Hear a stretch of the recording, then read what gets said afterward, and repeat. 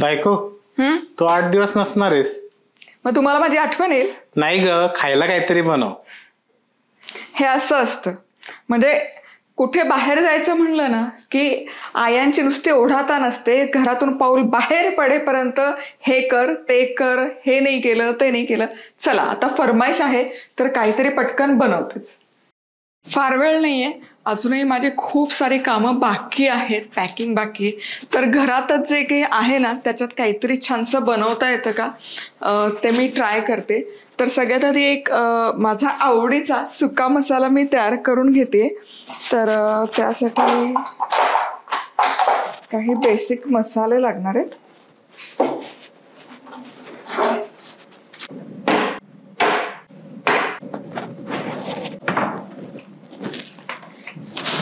हा आहे ना माझा फेवरेट मसाला आहे. हा मसाला तयार करून तुम्ही हवा त्या पदार्थामध्ये वापरू देखील शकता.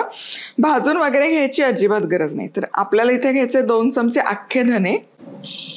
2 चमचे अख्खे धने असतील तर 1 चमचा आपण घेतोय जिरं. अर्धा चमचा बडीशेप. बडीशेपची चव खूप छान लागते यामध्ये. लाल तिखट 1 चमचा भर किंवा आवडीप्रमाणे. चाट मसाला अर्धा चमचा. काळं मीठ हेही साधारण एक अर्धा चमचा. काळं मीठ स्किप नका करू कारण त्याची चव खूप छान लागते. थोडं जास्तच घालते मी. आणि आता यामध्येच आपण मीठ आणि साखर देखील घालून घेणार आहोत. सो 1 चमचा मीठ आणि 1 मोठा चमचाभर साखर. चला आता हा मसाला मिक्सरमध्ये छान दळून घेऊयात. चला हा मसाला बनवून अगदी तयार आहे.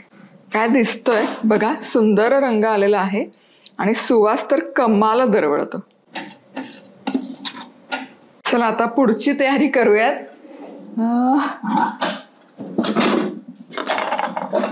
एपिक कढई.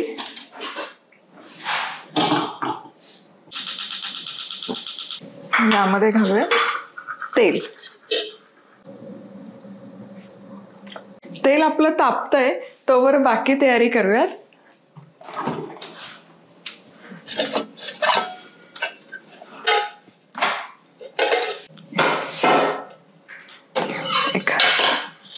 थोड्याशा मिरच्या चिरून घेऊयात. चला आता तेलही झालेलं असेल एव्हानात आपण पुढे काय करायचं ते पाहूयात. तेल पण छान गरम झालेलं आहे. काही वस्तू आणखी घेते.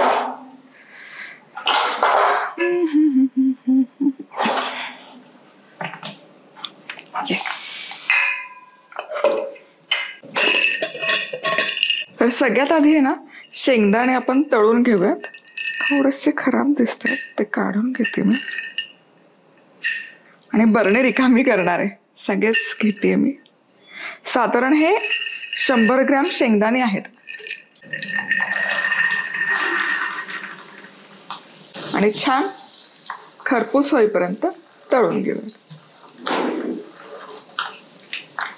शेंगदाणे खमंग असे तळून झालेले आहेत बघा, एकदम खुसखुशीत दिसतात.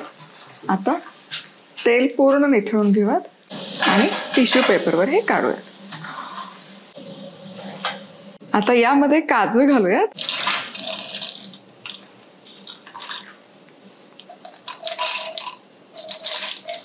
साधारण एक 50 ग्रॅम काजू घेते. काजू देखील ना हे बघा छानपैकी इथे तळून घेतलेले आहेत. आता यातलंही तेल निथळून घ्यायचं. तेल छान निथळलं की बघा टिश्यू पेपरवर फार तेल राहिलेलंच नाहीये. आणि आता इथे बेदाणे आहेत, बेदाणे घालते. हे फक्त छान असे तेलात घातले की लगेच फुलतात. फुलले की लगेच काढून घ्यायचं. रंग वगैरे बदलायची अजिबात गरज नाही. हे असे छान टपोरे दिसायला लागले बघा, पटकन फुलतात. आता हे तेल निथळूयात. करपवायचं नाही अजिबात. तेल चांगलं निथळून घ्यायचं. ढाळवं संपलं. सगळीकडे चेक केलं, घरात डाळवं नाहीये, पण हरकत नाही, तुम्ही घाला. आता डाळवं आणत बसायला मला अजिबात वेळ नाहीये.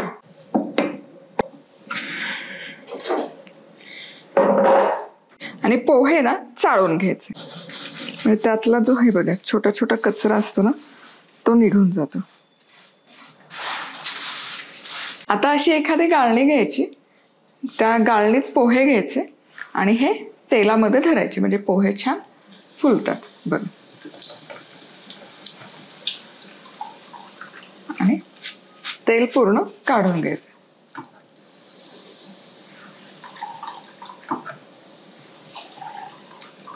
पूर्ण तेल निथळेपर्यंत वाट बघायची. आता तुम्ही विचाराल, पोहे तळून घेतले, तळायची अजिबात गरज नाही, नाही तळले तरी हरकत नाही. हे पोहे काय करू शकता तुम्ही, कच्चेच भाजा तेल न घालता आणि नंतर फोडणीत थोडंसं तेल घाला आणि फोडणी द्या. आता हे तळल्यामुळे फक्त काय होतं ना, छान फुलतात आणि चिवडा छान खुसखुशीत लागतो, कडक नाही लागत. पण पोहे तळून घेणं अगदी ऑप्शनल आहे. मी सांगितलं कच्चे भाजा, नंतर त्याच्यात चमचाभर तेल टाका तरी चालेल. तळलेल्या पोह्यातलं तेल निथळलं की हे टिश्यू पेपरवर काढूया. आता याच पद्धतीने सगळे पोहे मी छान असे तेलात फुलवून घेते. आहा, काय दिसतायत, कमाल. तेल निथळून घ्यायचं बरं का.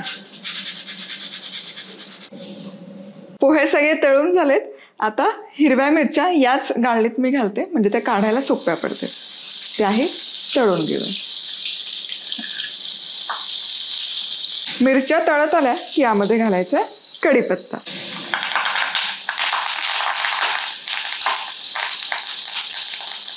चला, कढीपत्ता आणि मिरच्या देखील तळून दिल्यात.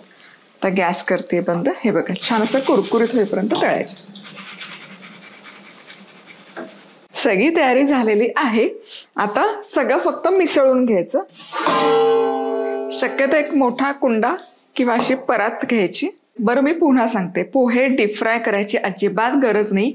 पोहे भाजून घ्या आणि भाजत असताना त्यामध्ये 2-3 चमचे तेल टाका, तरी ते छान कुरकुरीत होतात. पण हवे तसे खुसखुशीत होत नाही, म्हणून मी तळून घेतलेत. आता हे तळलेले पोहे काढूयात परातीमध्ये.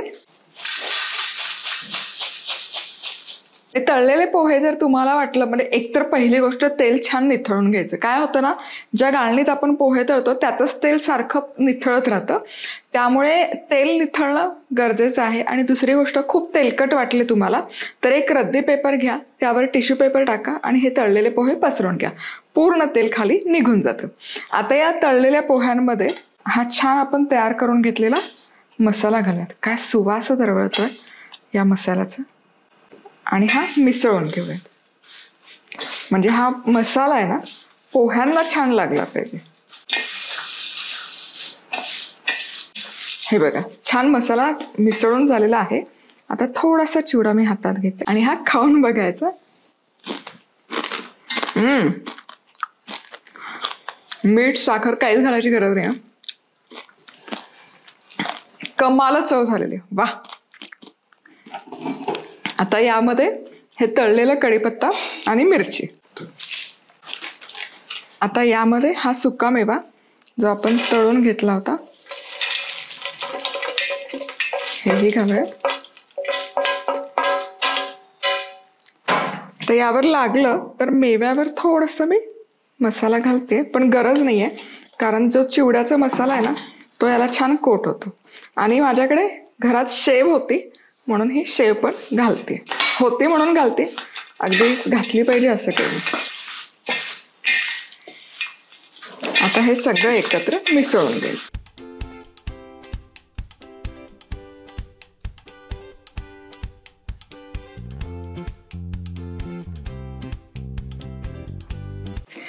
चिवडा हा कमाल दिसतोय बघा, काय सुंदर रंग आलेला आहे.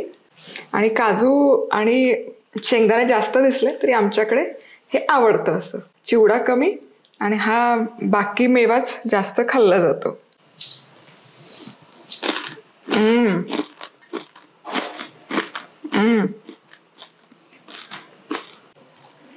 ताज्या मसाल्याची एवढी कमाल चव उतरते ना, चटपटीत हा चिवडा बनवून तयार होतो. थंड झाला की बरणीमध्ये किंवा डब्यामध्ये साठवून ठेवा. 1-1.5 महिना छान टिकतो. प्रवासामध्ये पण नेण्यासाठी हा कमाल लागतो. मुख्य म्हणजे घरात जे काही साहित्य असतं ना त्यात बनवून तयार होतं. चला नवऱ्याला देते. आता घ्या, चिवडा बनवून ठेवलाय, लागेल तेव्हा गिळा. गिळाला मी काय अजगर आहे का?